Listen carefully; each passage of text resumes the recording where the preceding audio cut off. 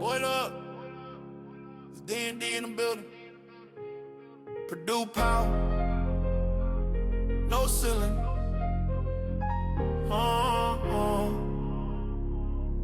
Yeah. Double D back, that's Derek and Dalton. Talking gold blood, Mackie Ben Moulton. Black and gold dreams, banners we folding. Paint crew loud, every rim gets swollen. Stats so clean, you think it's a scheme.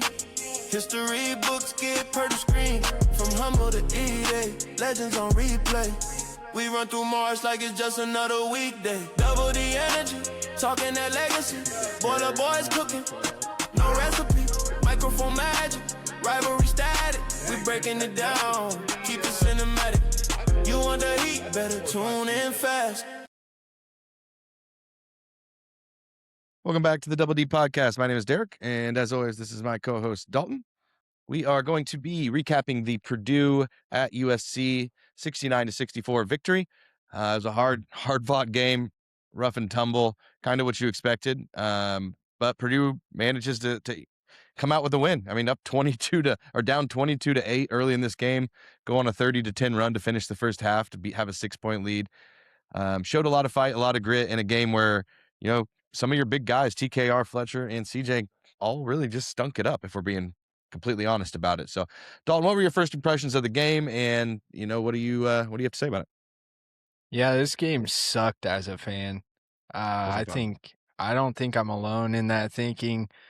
I'm real freaking tired of these. I love tight games, but if it's not Purdue, I want every game to be an 80-53 blowout, and I don't want to have to sweat it out, but they got it done. That's the ultimate thing about it. We got it done, and they continue to get it done. Whereas years past, these would have been losses. Team gets a little adversity, breaks. This team, they've got balls, man. They've got Braden Smith balls, and that's what these are games that would kill us in tournament in previous years. I don't fear the tournament this year. Yeah, I mean, I kind of said it in the preview. This is a team that kind of scared me just because of the way they're designed, the way they play. They're scrappy and physical, and they're tall all over the place. A couple of really solid big men, and then a wild card in Mazara, who was a wild card this whole game. He'll shoot some shots, and you're like, I don't know if that was a shot, but it did go in. So we're lucky, and also I think it was part of the defensive game plan. But we're lucky they didn't hit any threes. They were 3 for 20 or something bad. Yeah. If some of those go in, at the same time, you could say the same thing about Purdue. CJ Cox almost never goes 1 for 9 in a game. I'm glad he got it out in a victory, because to me, that's a scary number, especially when you got Trey going, whatever he went 2 for 8 or something. It just was ugly in a lot of ways. But in that first half, Braden Smith just took over for a period when we needed him to, because we were reeling.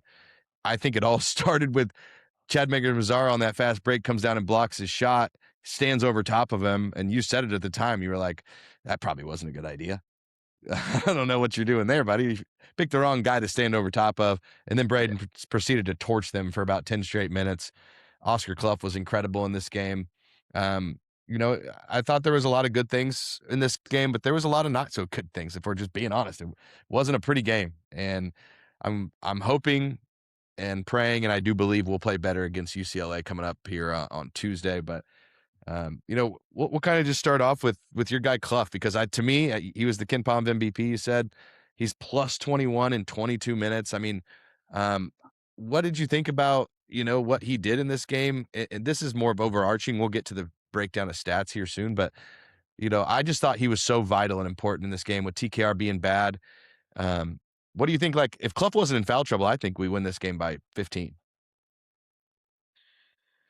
Yeah, that's the way it goes, man. It's like you can't have everything all the time, It's like you pick and choose what you get, and the refs were for both ways again, man. It was like a ref show the whole game, screwed up the flow of the game, which it was really physical, and they missed some really pertinent calls. But I just think, like, Cluff is who he is. He's a game changer.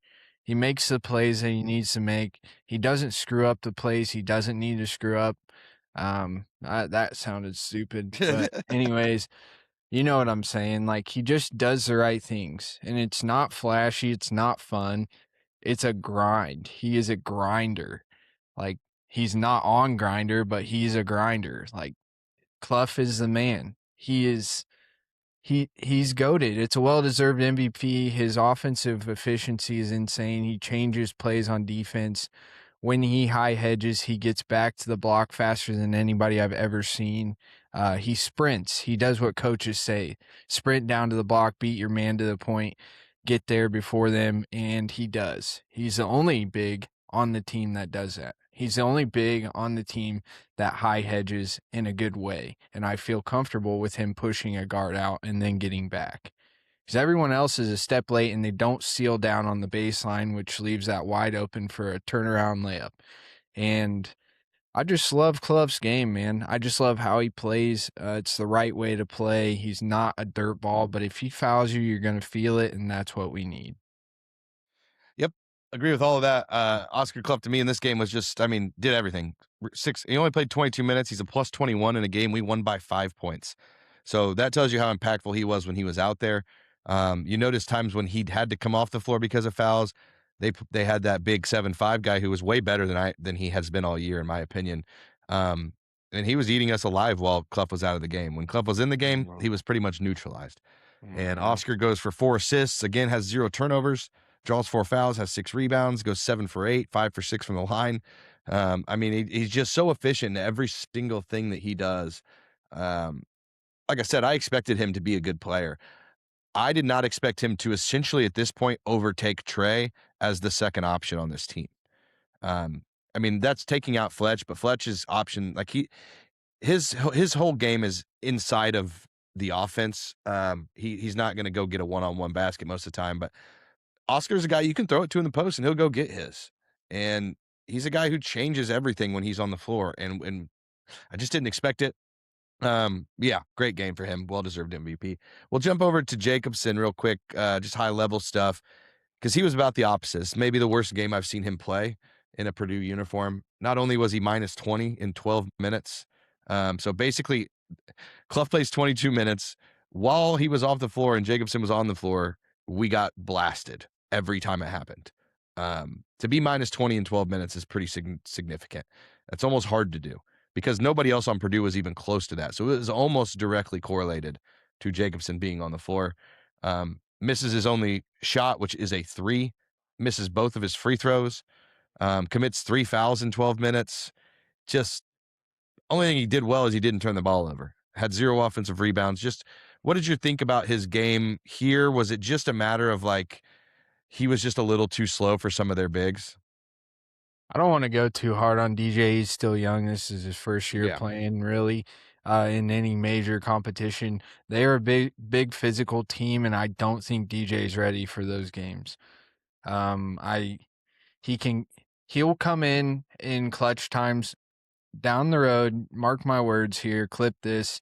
He will come in and change a game here and there, but there will be games like this where he comes in and just gets exposed for being a young 7'4" skinny guy.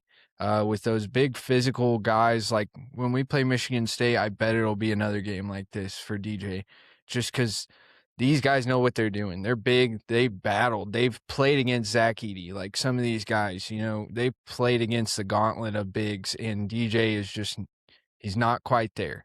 We saw one positive out of him. He did go straight up on a guard shooting a runner in the lane, or slightly outside of it, and it changed the trajectory, which it was our MVP of the game, Mr. Jordan Marsh. But that's DJ's gonna struggle sometimes in these big games, like tough games. Yeah, I wasn't. Don't take what I said as going harsh on him either. If anybody's no, I've seen a lot of people on Twitter just badgering. Like we can't do that as a fan base. I used to be the worst at that, and I would be calling players out, like, don't do that. These guys obviously read what we say. So we need to, as a fan base, come together in tough games, tough times, and we need to lift them up. Like TKR, he needs it more than anybody right now. Go tweet something nice at TKR or post something nice about him on Instagram. These dudes check that shit. So you can, change how they view themselves, and we have more power as fans than you think. Yeah, and it was objectively probably his worst game of the year, but it comes in a victory, and he was forced into a game at times. Like there was a couple times he had just come out. Oscar picks up another foul. He's got to go right back in. He doesn't get that breather that he needs. He only plays 12 minutes, but when Oscar's cooking the way he is, these were extremely choppy 12 minutes. It was like 3 minutes, then out, then back in for 1 minute, then out, then back in for 3. Like it was no flow, very difficult to get going in that situation. And if you watch the game, they were playing such an incredible drop on him that they were just like, hey, shoot threes if that's what you want. But that's not what Painter's going to tell him to do. So he had no real options to go inside. The lob they completely took away. But yeah, I just kind of wanted to hit on those two because they were kind of so different. And this shows you the good and the bad both about Purdue. We have two completely different big guys that in certain games, one is going to be extremely productive and the other's not. Some games they both will, and some games it'll be vice versa. So just kind of wanted to highlight that. Yeah. I wanted to hit quickly on just because it's been a point of contention on X and social media around everywhere, is just Musselman's post-game comments. Just the way that he whined and complained after this game and basically took no accountability for what happened. He was going off and off and off about this stupid play that Painter called a timeout right after Braden fell and got hit in the head by his player.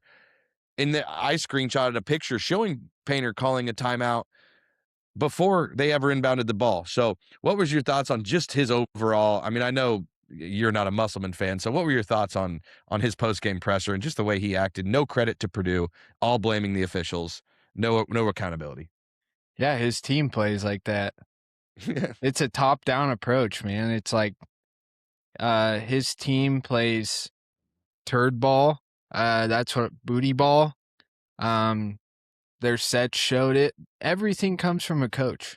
Comes from the coaching staff, the way they play, the way they carry themselves as a team. And this team's got a big mouth and not a lot to back it up. They're 14-4 now. Musselman is a doo-doo coach. When they beat us, when he was at Arkansas, you would have thought they won, the NBA finals. Like, I don't know how these people get jobs. I want to coach personally, and I can't get a coaching job. But you've got guys like Eric Musselman that couldn't coach a team of 4-year-olds in a church league, making millions at high-level universities, and I don't understand it. He's a whiner. He did the exact same thing Ben McCollum did, the same thing everyone does when they play Purdue, unless they're a high level coach like an Izzo. They're going to understand that. It's just the way the game goes. Sometimes your team didn't perform. You had a Jordan Marsh on your team who single-handedly lost the game for you. And it's your fault. Own it. Yeah, I mean, legitimately our second best player in the game, Oscar Cluff, was in foul trouble the whole time. Fletcher Lawyer only plays 18 minutes because of foul trouble. Let me repeat, Fletcher Lawyer was in foul trouble. And they were the most ticky-tack fouls I've ever seen. And Fletcher doesn't really complain a ton. And he was literally just in shock. Like, what? On every foul call was like, that? Wait, are you guys watching the same game I'm watching? Very odd. It's like they said they're going to key in on that or something. Was pretty confused by it, to be honest. And I mean, on the other end, it wasn't like the fouls were crazy. Jordan Marsh fouled out, but he did everything he could to be terrible in this game. And then Kofi and Dines, who are their big guys, trying to battle Oscar Cluff. So it's not like it was unexpected. The fouls weren't that drastic. It was 22-15. And a lot of those fouls, probably 3 or 4 of them came very late when they were trying to catch up. That's about the same differential as the Iowa game. And both coaches in the post game basically said the same thing. You play a different style of ball than Purdue. Purdue is one of the least fouling teams in the country. Yeah. and somehow you're within 6, 7 fouls. Your guys are riding our guys like horses. Like, and that's why I don't understand fan bases saying that. We don't foul. Cluff fouls, and Cluff gets called for fouls. He is the only he's a one 4 on our fouls a game guy. That's what I'm saying is he fouls. And I'll be the first one to tell you that. The rest of our team, they don't. They move their feet. They go straight up most of the time. It is crazy to me that a team that played like USC or like in Iowa was only 5 to 7 fouls difference. That is just bad officiating. Well, and especially with, at least 3 of those fouls came when they were down and just fouling intentionally. Right. And people just like they look at the final total of fouls and they're like, well, that's the reason. Or they don't consider that as part of the reason. It happened in the Iowa game. It happened in this game. You take 3 fouls away, take 4, and then it's, you got a 3 foul differential. That's just basketball. It's never going to be even, and it never should be 99% of the time. Especially now with Purdue. Yeah.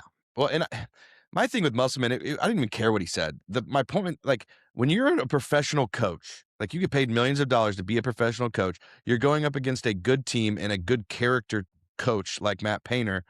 You come after the game, you say, hey, credit to the Purdue. They played well. They beat us in the end. They showed that they have 3 seniors who have been playing together for 4 years. They showed that down the stretch.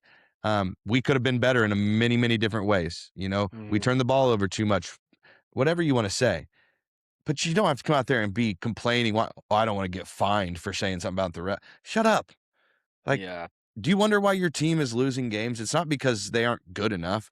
He comes out there complaining, I'd like to see Purdue without Braden and Fletcher. You'd like to see that? Did you just say you want to see guys injured just because your guys are injured? Well, that's ridiculous to me. That's just unprofessional. It's pathetic, and I will never respect this guy as a head coach. I won't even say his name because he doesn't deserve to have his name said. So we'll move on from that, but I assume most of Purdue's fan base agrees that this guy's a complete loser and should probably never touch hardwood again. He's just a bum. Last thing before we get into the stats of the game, I just wanted to hit on a couple quick ones. Braden Smith, 6 turnovers. A lot of them in the first half, sloppy. This is now 2 out of the last 3 or 4 games, 6 turnovers. That's got to get cleaned up. I believe it will. This game was weird. He talked about it in the post game where that knee was bothering him more than he was trying to lead on. He said, I couldn't score in the second half because I couldn't get up on my jump shot. And I was doing what I could out there, but only 5 assists to 6 turnovers has to be one of the worst of his career as far as assists to turnover. But I have nothing bad to say about him. He carried us through the entire first half. Did you see anything there? Or, like, it looked like the ball might have been slipping. Yeah, Wilson. I don't know what the game ball was. If it was ever a Wilson, I was mad about it when I played. It sucks. I hope his knee is fine. Braden, he turned the ball over on dumb turnovers, and that's usually what it is with him. It's just like, I just think it is who he is. Like, he's a firebomb, but at the same time, with that comes, like, his mind is working so fast that sometimes, stupid things happen. Yeah. But almost like he's thinking too far ahead. Right, or he's thinking too much.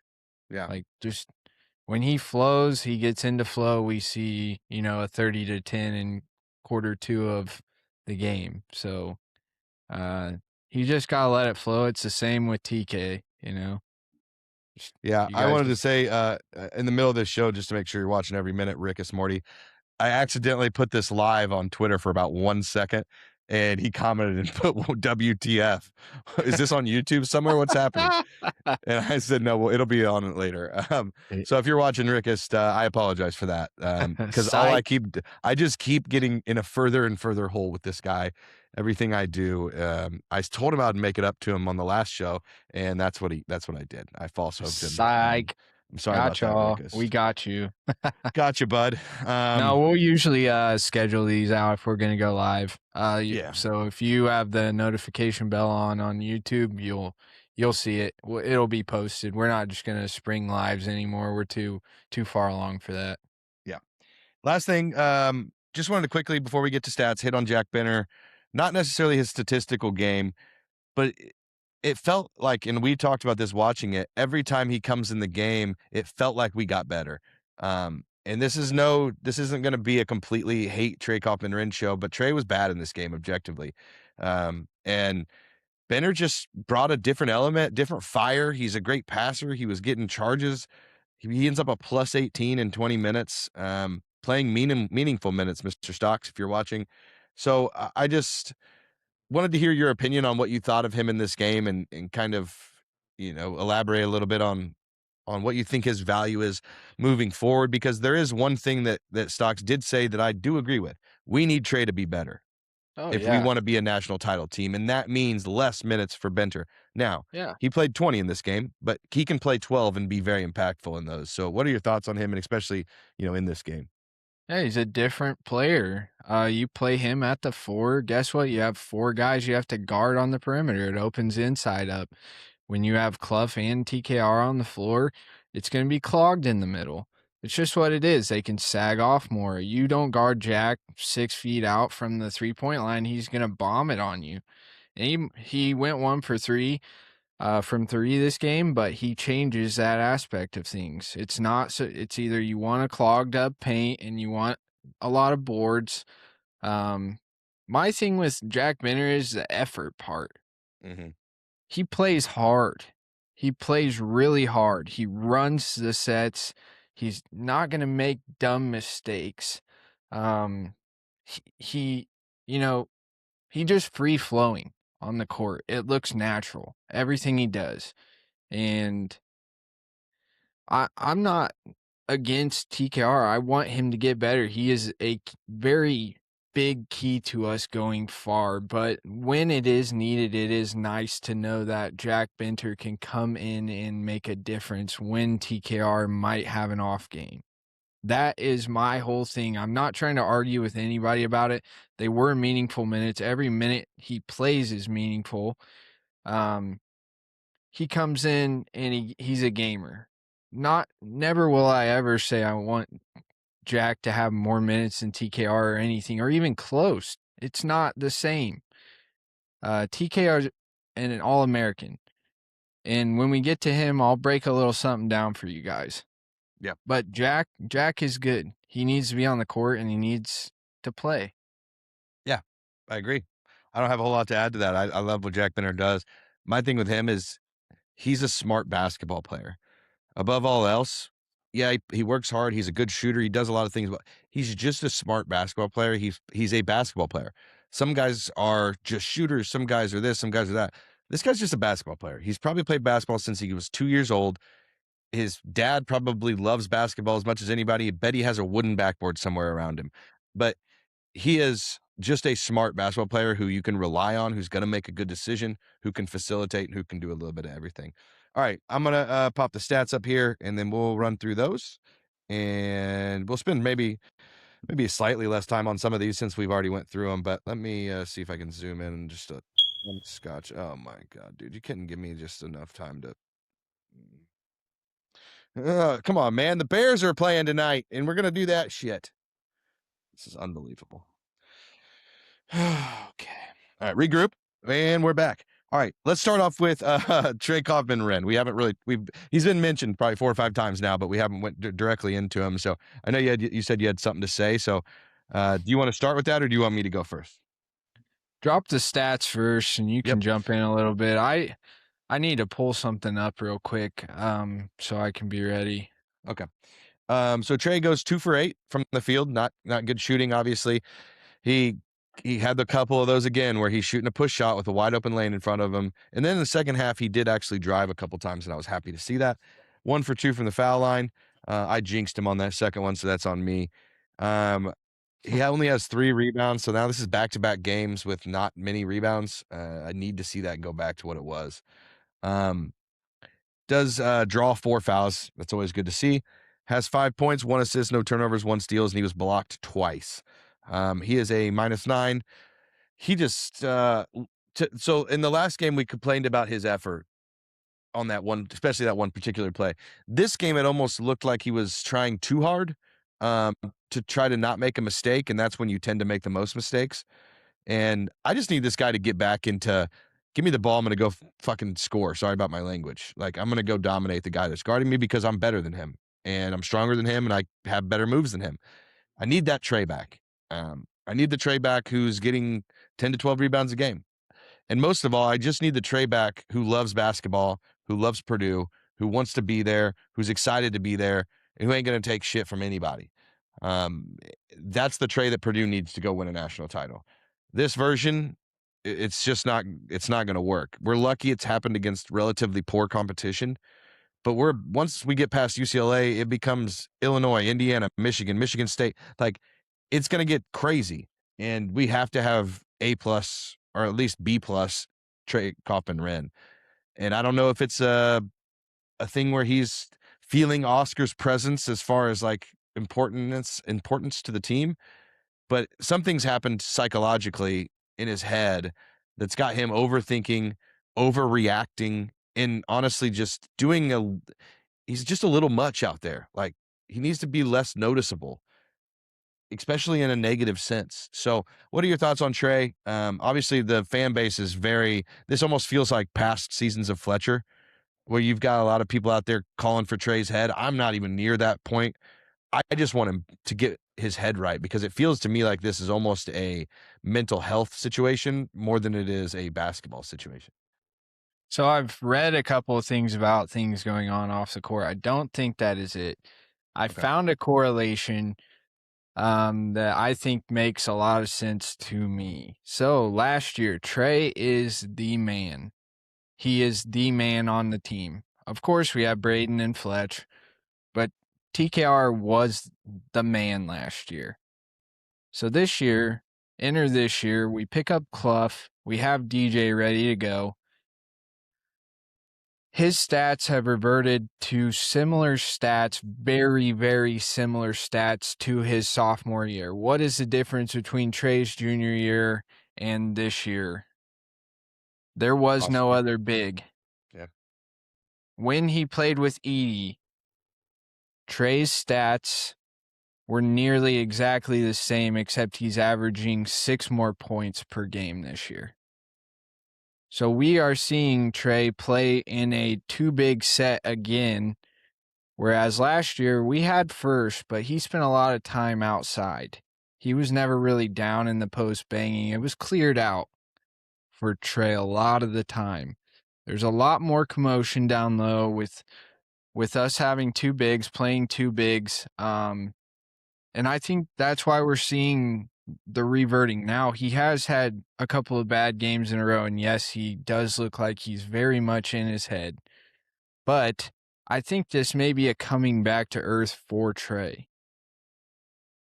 I think it's hard to go from being that man where you got to he was putting up 20 points a game last year. Now there's a lot of mouths to feed this year. I think that could psychologically affect anybody, because the spotlight's not on you, and whether people like to admit it or not, that people love the spotlight, man. I will say that his rebounding is tremendously better than his sophomore year, but this is a similar team build to Trey's sophomore year. So that year he averaged 1.5 offensive rebounds, 2.5 defensive. This year he's at 3.5 offensive rebounds and 5.6 defensive. So the meaningful stats for Trey are way up this year compared to a similar team of his sophomore year. And guess what we did that year that he was a sophomore? National title game. Yeah. That's my spiel, and that is my correlation and why we are seeing some weirdness out of Trey right now. Yeah, I mean, that definitely makes sense. It's like anything, you know, if you're the top salesman at your sales job and another guy comes in and he's better than you are and you got to go back to being number 2, you're still valued, you're still important, you're still incredibly important, but you're no longer the man.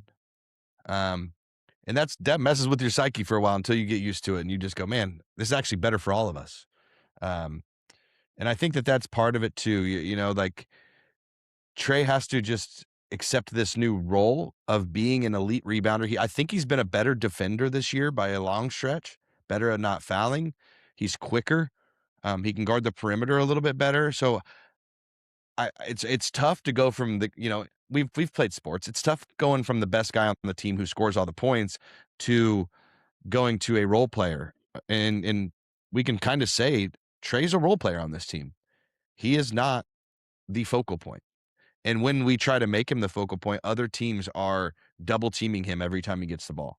And that's something that not a lot of things are getting spoken about, but they're making Trey be a decision maker passer. And they've cut off the short roll. You started seeing it last night toward the end. We got into it a few times, but most teams have stopped that. They know what we're going to do because we did it every possession last year. So yeah, I think you're right. I think this is a transition period for Trey kind of accepting that, learning that, and being comfortable in the role that he is now in. And yeah, it's easy to empathize with him because most people that have played sports or been in the career field or just the real world have been in a situation where, it was all about them and until it wasn't. And that period from learning that, it's awesome for it's all to be about you, but there's a time where it becomes about the team over you or someone else outperforms you and you have to play your role and you have to be the next guy on the team who rebounds, in this situation, rebounds, plays defense, and does all the little things for your team to be a better team overall. So I definitely agree with you there. I'll pull the stats back up here. Let me fix the layout. All right, so we'll go down to your guy, Oscar Cluff. We did hit on him a little bit earlier. A plus 21, obviously. I went through this some of the stats, but he's 7 for 8 from the field again and saying the efficient. 5 of 6 from the free throw line, 6 rebounds, draws 4 fouls, has 4 fouls, 19 points. So stat line of 19, 6 and 4 with 0 turnovers and a steal. Just an incredible performance. Talk to me about your boy. Yeah, I don't have a whole lot more to say about him, man. Yeah. Just Cluff is Cluffing, dude. He's rolling. He's balling. You don't want to see him down low if you're a big man. Probably have nightmares about him. We're going to keep rolling. Cluff's going to keep rolling, baby. Yep. Only thing I can say about Cluff negatively in this entire game is just that some of his fouls were pretty dumb. Yeah. Really far from the basket or in spots where like you did need to foul. He has to be a little smarter. You can kind of see that on Painter's face a couple times when he had to pull him out of the game. Like, bro, come on. Like that was, what are we doing here? You know where you're at? Like, and Oscar's like, it's all right, mate. I'll sit. It's like, how he's thinking. He's Oscar Cluff. But there was a time, remember, in that second half when he got fouled about 4 times before they called it. And we talked about it where he was mad. Like, I've never seen him actually get mad. Like, he flung his arms like down with the ball and ripped it really hard because he was just getting hammered. And they're calling this ticky-tack stuff on him on the other end. So was kind of happy to see that passion. I think there are going to be times this year where he's going to have to get mad and become an enforcer to some degree on this team, because when we go up against the Michigan State, Illinois, these are big teams. He's going to have to really, really be able to battle these guys and deal with the fact that nothing's going to get called except for the ticky-tack stuff, because that's the Big Ten. We don't call the hard fouls, we call the soft ones. That's the Big Ten. They should put it on the logo. Great game for Cluff, though. Let's go to CJ. CJ had a little bit of an off game here. 1 for 9 from the field, 0 for 3 from 3. I don't know. His shot didn't look like bad, but he was off to the side on a lot of these, and that's never a good thing. I expect it to be fixed pretty quickly. Maybe he didn't like the aesthetics in the arena. There's a lot of things that go into this. Maybe he was tired. Maybe he didn't feel great. I don't know. I never expect CJ to go 1 for 9 again. You just can't imagine he does. Only gets her 1 rebound. Picks up a foul, gets 1 assist. Honestly, played 30 minutes and didn't do a whole lot. I think he played really good defense. He made Chad Baker-Mazara's life pretty tough for a lot of this game, and that's hard. That's why I said when we talked about who's leading scorer next year, I have a hard time thinking it's CJ, because when you're constantly guarding the other team's best players, sometimes you just are going to have nights where you just can't do anything on offense because you're so damn worn out from, like, a guy like Mazara runs all over the place. What were your thoughts on CJ? Not much. I mean, he's, it's sophomore. He played, it was a sophomore game. We're lucky we have him for defense. whether he performs offensively or not. This was an anomaly night for CJ. First off, I'm just glad he got 9 shots up. Honestly, the volume seems to be getting consistent. I'm glad. I'm good with that. 1 for 9 may never happen again, like you said. Not worried. CJ, just keep balling, brother. Yeah, if there's like a worry meter on this team, maybe we'll do that toward the end of this episode. So I won't even get into it. Let's go to Fletcher. Weird game for Fletcher. Only plays 18 minutes. He's in foul trouble with basically he had 2 fouls in the first 2 minutes. 54 seconds. Yeah. It was one of the weirdest Fletcher Lawyer games I've ever seen. And I think he would agree. Like, he had no idea what was going on. And that really throws off because you got to think, he may not be like the most skilled player on the team, but he is a leader. So him not being on the court really throws us off from what plays are we running? Where are we at defensively? Where are the switches? Like, he controls a lot of that. He's like the middle linebacker. He just doesn't tackle anybody. He just falls. But it's actually like way bigger of a deal than people think when he is not on the floor for long periods like that. So that was very odd. Misses all his threes, does make 2 big free throws late, and got a huge rebound on a missed free throw. I don't know if you noticed that, like at the end, they missed back-to-back free throws. He got the second one rebound over 2 big dudes. For some reason, he was down low. I think Painter said it was because they wanted him to take the ball out on the press, but he didn't expect him to miss a second free throw, but he got the rebound. So Fletcher doing what Fletcher does, gets 4 rebounds. I mean, draws 3 fouls, 7 points, 1 assist. Didn't think it was a good Fletcher game, but just thought it was a weird game. I wasn't mad. He did what he needed to do at the end. Any thoughts on Fletcher in this game? Nope. It was a tough game. When you're 2 fouls in 54 seconds, it's going to be hard to get a rhythm. He will be another one we should probably discuss on the meter. Yeah. Then let's hit Braden, obviously. I mean, you think back to what he did in the last half of the last game, carrying us to victory against Iowa, 16 points, just a stud. Then he plays this game in the first half, has 18, and you're like, holy shit, he is unstoppable right now. He gets injured, bangs that knee, kind of hobbly the rest of the way, and he talked about it after that he was not 100% at all. He said normally the knee thing, when you bang knees like this, he's like, it's normally 1.5 to 2 weeks, so I'll be fine for UCLA. That's what he said, which is in 2 days. So yeah, it's not that amount of time. Yeah, just a Braden Smith psychopathic thing. He's like, I'm not injured. It's just hurts. I'll be fine. This is what he said. Still efficient, 7 for 14, 4 of 6 from 3, made all his free throws, made some big ones too. 4 rebounds, drew 3 fouls. That's always good for him. 5 assists. We already talked about the 6 turnovers, but got 3 steals. Yeah. Still was a +10 in his minutes. I mean, 6 turnovers is an issue. We already hit that, so I'm not going to bring it up again, but just another incredible game for him. 22 points, 5 assists, 4 rebounds, 3 steals, just lighting up the stat sheet. Can't say much bad about Braden Smith. No, if he hadn't hurt his knee, man, he might have went for 35. Baller. I think those turnovers, some of them came from that. When you're in pain, dude, it's hard to think. I think we can all agree there. The 3 steals were impactful. You said he drew 3 fouls. He actually drew 4, and 1 was a flagrant. Yeah. So really tired of seeing him get smacked in the face and not getting any calls. Might turn into a Shrewsbury event where I buy a ticket just to storm the officials. And lose all Purdue credentiality for the rest of my life, but I'm really tired of it, man. Like, you have to protect the players. Well, yeah, like, and that's part of your job. Being banged in the knees too is like, it happened twice. That's a foul. Like, people don't think of it as one because it's like incidental. It doesn't matter. If the offensive player gets hit in the knee by the other team, it is a foul. Yeah, I'm really sick of this like subjective style officiating. Yeah. The rules are the rules. There's a rule book and there is a case book that we have to read as officials. Yeah, it's not when you feel like making a call. It's justice in the form of a sporting event. You are the judge. Yeah. So you're letting criminals off the hook, essentially, and you're damning America. Yeah, it is. That's facts. And put it in writing. You're damning America. The whole country is going to fall apart. This is bullshit. All right. Yeah, Braden's awesome. That is what it is.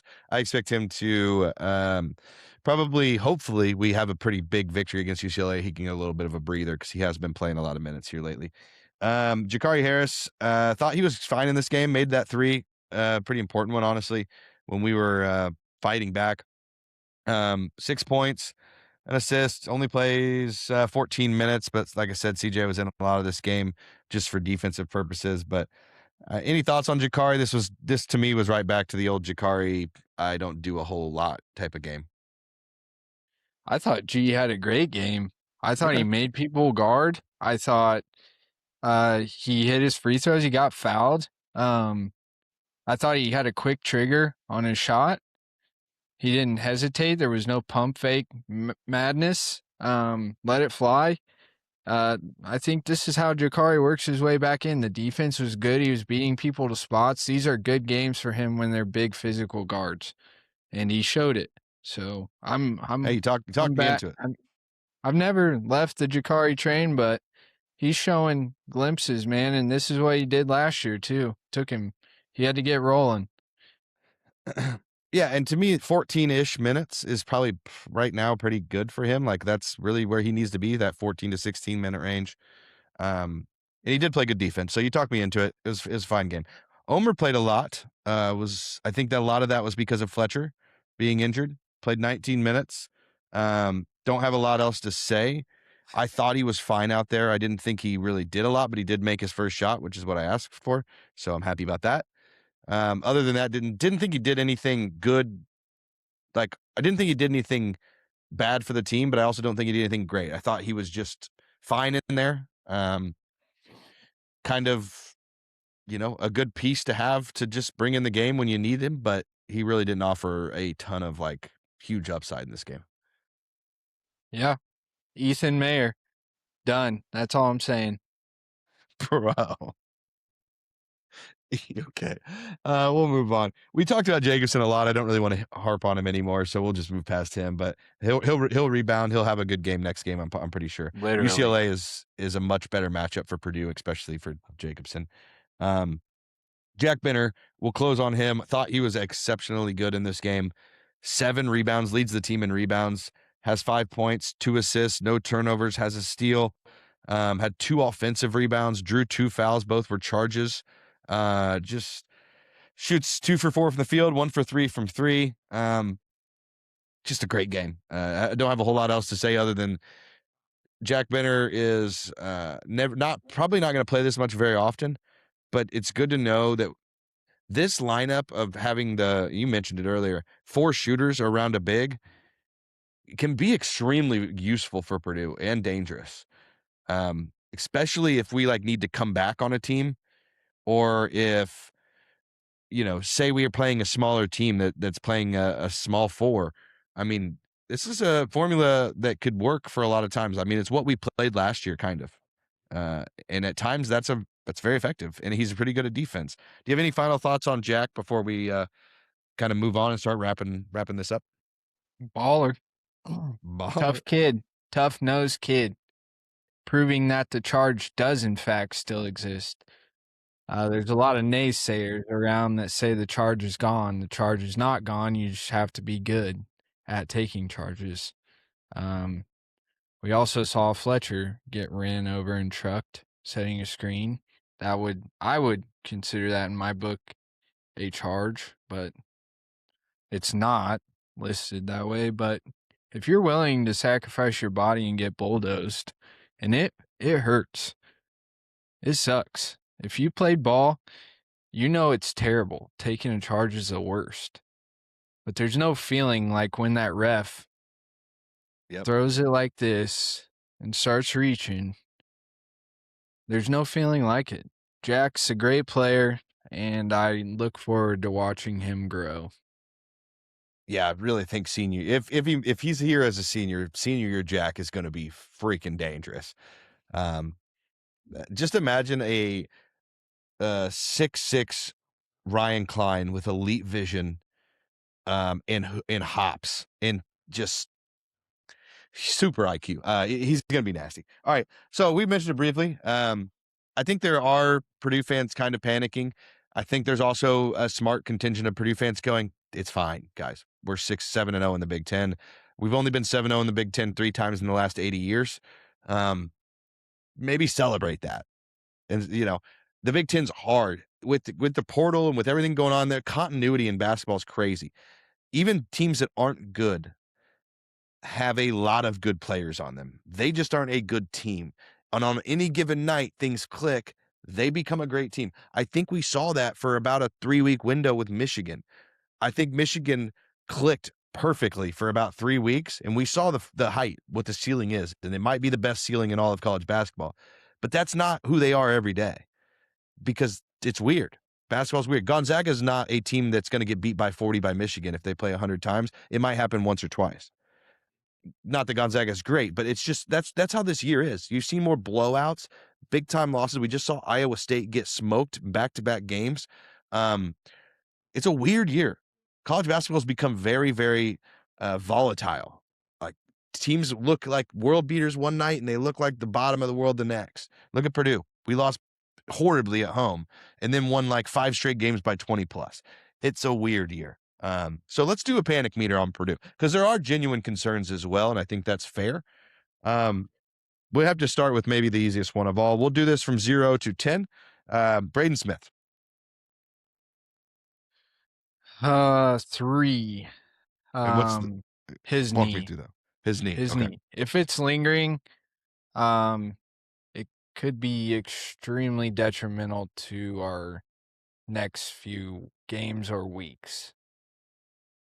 Yeah, luckily I think we have a decent break, right? After this UCLA game, I think we don't play again until Saturday. So we have a little we'll have like a 5-day window. Hopefully they can get some stuff done to it. Like I said, hopefully we do beat UCLA well. So he can get like an 8-minute rest at the end of that game. But yeah, I'm gonna go 0, 2 or 3 on the knee. Okay.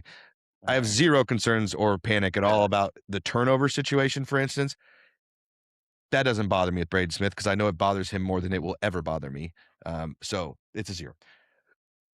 Fletcher Lawyer. And again, you can do just slightly explain afterwards because, you may say 8 on the 3-point shooting or whatever. So just to kind of explain it, but we'll go Fletcher. Yeah, the rest of his game is fine, but I will go a 5 on his threes. It is mediocrely concerning at this point. It hasn't faded out or gotten better as of late. I don't know. Maybe teams have figured him out. Okay. I'm going to say I'm about a 3. I need the shots to start going in. I'm very confident they will. And if they're not going to go in, now's the stretch for him not to. This stretch where we have a kind of a soft schedule. But once Illinois rolls around, and I keep saying Illinois rolls around, and we have 4 or 5, out of every 7 games. So we've played 7. There's 16 left. About every 5 games moving forward. We have 13 left. I don't know what I'm talking about. About every 4 or 5 games moving forward, 3 of them are hard. So we have to be good there. I'm going to go Fletcher a 3. So CJ had a bad game, but what is your concern level? I would say a 0 on CJ. Just it doesn't matter. He plays good defense no matter what. Yeah. So 0. Okay. I'm going to say just a 1 only because the shots normally for CJ they miss long or short. They're missing to the right. That's a little odd for me, but still not worried at all. A 1 for sure. TKR. A 6. It's rising, but it is correctable. And like I stated earlier, is like just figure your role out quickly, please, and understand you don't have to do everything this year. Yeah, my panic meter would probably be, I think that's a good number, 6. My confidence that he will fix it meter would be like an 8 or 9. Like I am very confident he gets this turned around. But right now, this version of TKR, we can't win a title with. And I don't like that. We need that version back. Oscar Cluff, 0. Oh, yeah, -4. Yeah, it's a 0 for me. The only concern I have with Oscar is he seems to continuously get to that 4 foul mark. I'm worried that could really burn us in a close game against like a Michigan or Illinois. It can. He's got to be careful with that. Sometimes he's just so damn strong. He hurts people. It is what it is. Let's go DJ. 1. He's a baby. Lot of years left with DJ if he doesn't go pro, which he may. But Coach B's only had 2 years with him. He's gonna be a nasty fella, and you're not gonna want to see him in 2 years. Yeah, I'll go 3 on DJ. Just think we'll see with this stretch upcoming. When we play, I want to see how he does in games against Illinois and Michigan. Because Illinois has big guys, but Avicic brothers aren't like massively strong. Ade Mara's big, but he's not huge. Like he's not Edie. So we'll see how he does in those games. But I am interested to see as we come down this stretch how much he's going to get playing time against some of these teams. Now I think he'll dominate against a team like IU, but we'll see how that goes. Jakari. I think he's back. I think the confidence is gaining. I'd put it out as 0. I'm still a little hesitant on Jakari. I'm going to go 4. I think you're right on that game, and you mentioned it while we were watching it. His confidence looks a lot better. Just pulling quick trigger shots. My concern level is more that as CJ's minutes continue to go up, in this game, if Fletcher would have played his normal minutes, I think Jakari plays maybe 8 to 10. Those kind of games could probably get in his head. That's the only concern I have. Jack Benner is a 0 for me. What is he for you? 0. Yep. And then last guy, we might have some differences here. Who knows? Omer Meyer. I'm gonna go a 2. Not too high. He does a lot of cardio minutes, but he is a baby. The dude just turned 18, and I think everyone seems to forget that because he played pro ball. Okay, well, college basketball might be a higher level than the pro ball that he was playing. Yeah, exactly. On the level of talent and the night-to-night people you're facing, not worried about him. Come in, hit those corner threes every now and then, and don't turn the ball over. Yeah, good call. I think he's better at corner threes. That's where he needs to be shooting from. I'm going to go a 3. And the only reason it's that high is because of the expectations that I and a lot of people had coming in. I was thinking this is honestly my thought was by this time of the year, he'd be playing 20 minutes a game and it would be a no-brainer. He's just not there. And that's fine. I don't think that means Purdue's incapable of winning a national title. And that doesn't mean he won't be there still. You know, he could have a complete turn and his shot starts falling and his confidence starts going and going and going.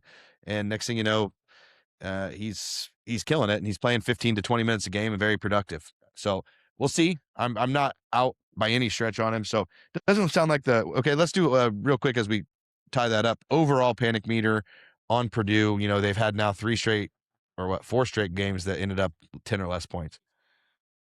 Yeah, I'm going in -2. You want to hear a stat? Yeah. So the national title team through 18 games had already lost 2 games. Yeah. We're better than the national title team. I mean, as far as wins and losses go, so you're all being a bunch of spoiled babies right now. That's what you are. You know, last year I don't think people complained as much last year. Your expectations are so high on this team that you want to blow out, and I'm guilty of it myself sometimes, not putting it all on y'all, but give this team some slack, man. They're performing, they're winning the tight ones. That's what matters, and that builds confidence. Yeah, for sure. I wanted to look something up real quick just to show you how weird college basketball is. Since January 1st, the best team in college basketball is Virginia, metrically. So I don't think anybody's sitting here trying to tell you that Virginia is the best team in college basketball because they're not. But that's stupid. That's how weird this is. I mean, you have to go all the way down to 7 to get to Arizona. Michigan's at 13. So it's an interesting year. There's a lot of ebbs and flows that go into it. By no means do I think Purdue is in any sort of trouble. It's a 0 on the panic meter for me. I'd like to see us get one here short here, like preferably UCLA, we get by 15 or 20 stress free. But let's not forget that being in these close games, as long as you're winning them, is actually most of the time a good thing. It gets you prepared for those games. I think we've seen Purdue's maturity in a lot of these recent games to be able to win them even against adversity. We were down to Iowa 9 points with 10 minutes left. We were down 22-8 in this game. We win both of those games.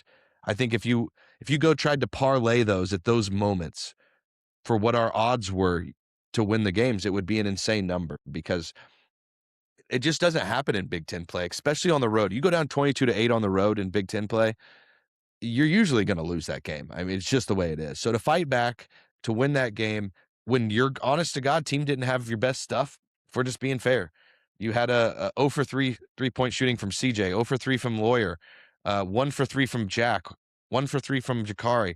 Like that's 2 for 12 from those 4 guys, and to still win that game, got out rebounded drastically, is just a testament to the fight that this team has and what Purdue can be at their ceiling, because this appears, in my opinion, these last few games kind of to be Purdue's floor.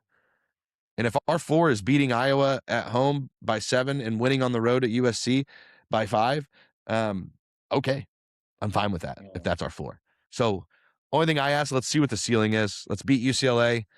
We're going to have a few tough games after that. We go home against Illinois, at IU, then Michigan State. We have the whole shebang, at Nebraska. There's a lot of big games coming up, and these games here were the ones that we could play bad. Now we got to start turning it around. We got to start putting our foot down, and we got to start winning games. And to do that, we need TKR at his full strength, and we need Fletcher to start hitting some buckets, but I'm confident that they will. So, bang, dude. That's my rant right there. All right, so who is your player of the game in this game? Don't even ask. Yeah, especially this game. Yeah, I mean, come on. Oscar, the Thunder from down under Cluff. I want to hear somebody say something bad about him, because I'll punch you right in the face. Dude, I don't know the last time I saw or heard anyone. Dude. I'm trying to think the last time maybe those first 2 games of the season. Yeah. Was maybe the first 2 games with Trey back, and it looked like maybe you feel stupid now. Yeah, not you, but no. anyone that said that. But since then, I don't know that I've heard any analyst, any podcaster, anyone say a single bad thing about Oscar Cluff, even on Twitter. And you can find bad things about Jesus on Twitter. Everyone will have something bad to say on Twitter, but not about Oscar Cluff. Maybe the worst thing that's been said is you called his mom old. Other than that, hey, dude, I don't know what else. There's 2 for you. Yeah, 100%, man. I'm glad that you get to keep this thing going here. I'm waiting on a bad game from him. I hope I don't see one. Never stop. I ain't never gonna stop. All right, I'm gonna go Jack Benner. I thought his stretch, especially in that second half, he draws that charge. He makes that crazy awesome play and gets an assist. That stretch, he probably won us the game. Because that was when it was very close, kind of down the end, and we kind of pulled ahead there, just enough to kind of hold him at arm's length. Thought he was excellent in this game, leads the team in rebounding.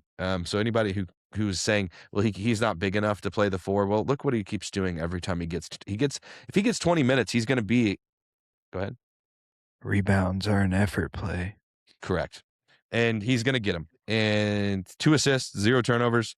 Picks up a steal, 2, another effort play, draws 2 charges, which don't count as steals, but those are turnovers for the other team. So a charge is a turnover, if anybody didn't know that in the statistical category world. So really gets 3 steals in this game. Just excellent basketball. Only scores 5 points. And when somebody can be my MVP of the game with 5 points, it means they did so many other little things correct. And that's just the epitome of what he is for this Purdue team. Scrappy. Grinder. He's going to come in these games. He's going to put 3s up, and he's going to be aggressive and work his ass off until he gets what he wants. So what are your final thoughts on the game? Anything you want to say just about, what's upcoming for UCLA or anything in the schedule, what you're looking for? One game at a time. UCLA is our next game. cut the rest of the schedule off. Yep. Don't look any further. You win that one, then we look to Illinois. For right now, that should be how I know that's how Painter's coaching, because I trust him and we share a hive mind, because I'm also very knowledgeable on ball. Just ask my Twitter ops. Yeah. But yeah, it's one game at a time right now. The Big Ten's a grind, so you can't look ahead or behind. Yep. Well said. Yeah, my final thoughts really just good win. It's a road win in the Big Ten. Every road win in the Big Ten is a good win. I know I troll UConn fans every day online because they're the easiest group of people I've ever met to troll, and the only thing they can say is, we've won a bunch of natties. I'm like, I'm on Twitter. You think that like that's going to get me? Yeah. I'm sorry, our direct rival has also won 5 natties. So Banners. anyway, I just want people to understand, because I have to keep reminding myself all year, enjoy this season, enjoy these players.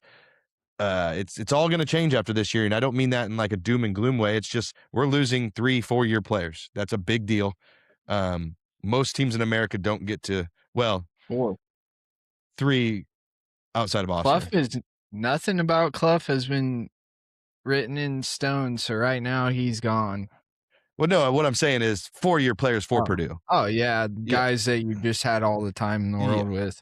Yeah, I mean, we all feel like we know these guys. They are part of our vocabulary. So enjoy the ride. Just like it's only 13 games. We have 13 games left. We have a month and a half left until it's tournament time. So enjoy the games, enjoy the moments. Watch them with your friends, talk about them with your friends and family. Have fun, be nice to people, and most of all, like you said, keep it current. Don't get so focused on the end or what we're ranked, or where our seeding is projected.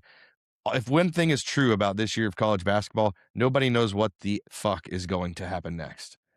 I mean, we could see a week where Arizona loses twice at home. Like that's the kind of year it's been, and that's the kind of year I assume it will continue to be. So we'll try to get a UCLA preview up. The Bears are about to play in like 25 minutes, so I will be probably going off on my Twitter about the Bears. Let's just go live tomorrow. Yeah, we can go live for a preview tomorrow. And yeah, again, just a reminder, Cobra Stats coming on before the IU game, so keep an eye out for that. We'll get that scheduled well ahead of time so people know when it's coming. We appreciate everybody who watches. Please like and subscribe. And yeah, we'll go live tomorrow for the UCLA game. Probably will be like 7:30ish, 8 o'clock, somewhere in that range. But we'll get something up tomorrow morning, letting you know what time. And yeah, send them off, Dalton. Hey, thanks for watching. If you're here, you're a real one. We appreciate you. We've got, our little fan base going right now and a good group of people that we like to enjoy and interact with.